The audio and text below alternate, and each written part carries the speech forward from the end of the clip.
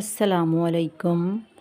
ہمیں نماز کی اچھے سے تیاری کرنی چاہیے، کیونکہ آپ صلی اللہ علیہ وآلہ وسلم کا ارشاد ہے، نماز کے دوران اللہ اور بندے کے درمیان تمام پردے ہٹا دیے جاتے ہیں۔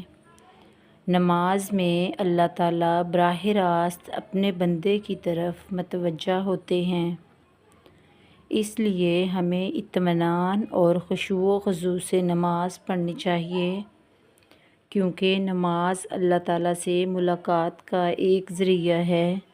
جب ہم نماز میں ٹھہر کر اور سمجھ کر الفاظ ادا کرتے ہیں تو اللہ تعالیٰ ہمیں ہمارے الفاظ کا جواب دیتے ہیں۔